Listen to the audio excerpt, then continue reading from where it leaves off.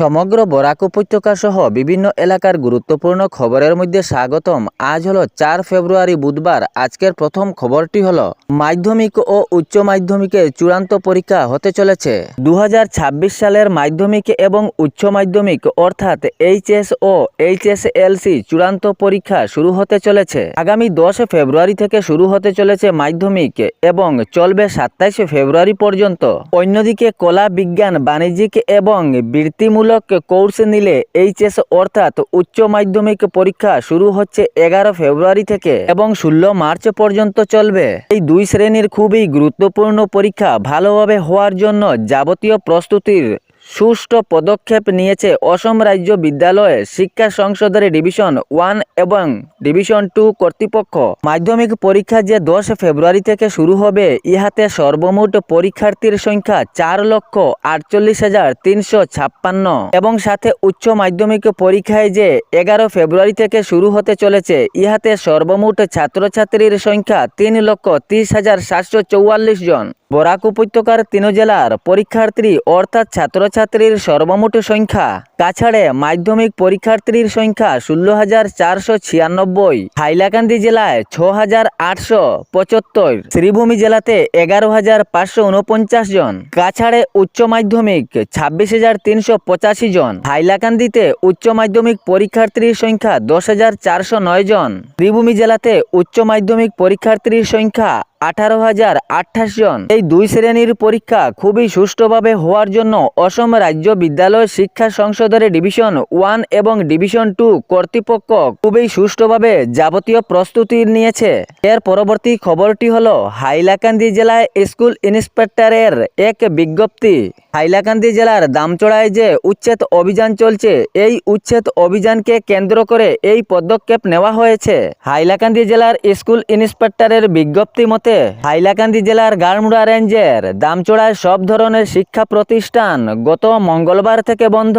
উচ্ছেদ অভিযানকে কেন্দ্র করে এ নির্দেশ জারি ঘোষণা করা হয়েছে, যাহাতে কোনো ধরনের সামাজিক অসুবিধা না হয়। এক্ষেত্রে ছাত্রছাত্রীর সুরক্ষার জন্য হাইলাকান্দি জেলার স্কুল ইন্সপেক্টর এ পদক্ষেপ নিয়েছেন। শিক্ষার্থীর নিরাপত্তার জন্য স্কুল থেকে কলেজ বন্ধর ঘোষণা করা হয়েছে। ইয়াতে জানানো হয়েছে পরবর্তী নির্দেশ না দেওয়া পর্যন্ত স্কুল কলেজ বন্ধ থাকবে।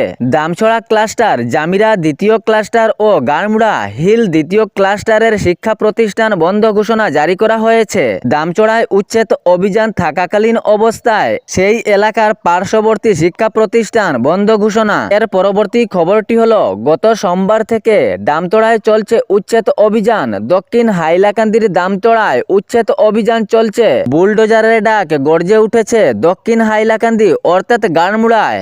গাড়মুড়ার দামচড়ায় যে উচ্ছেদ অভিযান চলছে, ইহাতে অনেক সুপারি গাছও কাটা হয়েছে।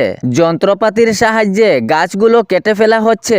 বন বিভাগের পক্ষ থেকে এ উচ্ছেদ অভিযান হাজার হাজার গাছ কেটে ফেলা হচ্ছে যন্ত্রের সাহায্যে। তবে ইহাতে অনেক লোকজন সন্তুষ্ট নন বলে মত প্রকাশ করেছেন সাংবাদিকদেরও সামনে। যে 522 জন পরিবারের উচ্ছেদের নোটিশ এসেছিল, তাহারা জানিয়েছেন অসম সরকার অমানবিকভাবে উচ্ছেদ অভিযান করছে। ইহা কোনো মতেই মানা যাচ্ছে না। আমাদের স্বপ্নের সাজানো ঘর বুলডোজার দিয়ে চুরমার এবং করাতে দিয়ে গাছগুলো কেটে ফেলা হচ্ছে আমাদেরই চোখের সামনে। এগুলো সহ্য করার মতো নয়। শাসক দলের কাজ, এটি ভালো নয়। এর পরবর্তী খবরটি হলো আগামী 500 বছরের মধ্যে অখিল গগৈর সরকার গঠন করবে না রাজ্যে ঘোষণা করলেন অসমের মুখ্যমন্ত্রী ডক্টর হিমন্ত বিশ্ব শর্মা। তিনি জানিয়েছেন অখিল গগৈর সরকার আমার চক্ষুতেও পড়ছে না। রাজ্যে 500 বছরের মধ্যে অখিল গগৈর সরকার গঠন করতে পারবে না। সাথে তিনি এটিও জানিয়েছেন এজেপি এবং বিজেপি একই। এজেপি এবং বিজেপির মধ্যে যেই জয়ী হোক না কেন সরকার গঠন করবে এনডিএ। প্রসঙ্গে তিনি উনার বক্তব্যে আরও জানিয়েছেন বিজেপি জয়ী হবে রাজ্যে এবার নিশ্চিত। রাজ্যে আবারও সরকার গঠন করবে বিজেপি দল, কারণ জনগণের সরকারি প্রকল্প, সরকারি চাকরি বিনা টাকায় দেওয়া হয়েছে, কোনো ধরনের ঘুষ নেই। এ সরকারের একটি মহত্বপূর্ণ কাজের জন্য জনগণ খুবই খুশি হয়েছেন বলে হেমন্ত বিশ্ব শর্মা মত প্রকাশ করেন। এই প্রসঙ্গে তিনি জানিয়েছেন জানিয়েছেন, আমি নিশ্চিত রাজ্যে আবারও সরকার গঠন করবে বিজেপি সরকার। এর পরবর্তী খবরটি হলো, বিয়ের মাত্র ২৬ দিনের মাথায় নববধূর মৃত্যু। এই রহস্যকে কেন্দ্র করে উত্তেজিত সৃষ্টি হয়েছে এলাকায়। বিভিন্ন মহল থেকে প্রশ্ন উঠেছে, বিয়ের মাত্র ২৬ দিনের পরেই এই নববধূর মৃত্যু। এই রহস্যটি প্রশ্নের মধ্যে ফেলেছে। এ ভয়ঙ্কর ঘটনাটি ঘটেছে গত মঙ্গলবার সকালে শিলচর সদর থানা এলাকার আলগাপুর নয়ারাজ গ্রামে। জানা যায়, গত ৭ জানুয়ারি সামাজিক রীতিতে বিয়ে হয় নয়ারাজ গ্রামের রমজান হোসেন লস্করের সঙ্গে বাঁশকান্দি উজান বাদ্রিপাড় গ্রামের রমিজ উদ্দিন লস্করের কন্যা সাকি বেগম লস্করের। কিন্তু গত মঙ্গলবার সকালে হঠাৎ ফোন করে স্বামী তাহার শ্বশুর বাড়িতে জানান, তাহার স্ত্রী গলায় ফাঁস দিয়ে নিজেকে শেষ করে ফেলেছে। এ খবর শুনে যেন আসমান ভেঙে পড়েছে সাকি বেগম লস্করের পরিবারের লোকজন শীঘ্রই সেখানে উপস্থিত হন এবং বিছানার পাশেই দেখতে পান ঝুলন্ত অবস্থায়। তবে তার পা পালং থেকে অনেকটাই নিচে ঝুলছিল। তাহাদের মনে সন্দেহ জাগে। তারা জানান, সাকি বেগম এরকম করতে পারে না। এর মধ্যে নিশ্চয়ই কিছু ষড়যন্ত্র আছে। তাকে হত্যা করা হয়েছে বা এরকম করার জন্য তাকে বাধ্য করা হয়েছে। এ ধরনের মত প্রকাশ করেন সাকি বেগম লস্করের পরিবারের লোকজন। এ বিষয়ে সাকি বেগমের বাবার বাড়ির লোকজন শিলচর সদর থানায় খবর দেন। ম্যাজিস্ট্রেটের উপস্থিতিতে প্রাথমিক তদন্ত হয়। তাহার পর এ মরদেহ শিলচর মেডিকেল কলেজ হাসপাতালে পাঠানো হয় ময়না তদন্তের জন্য।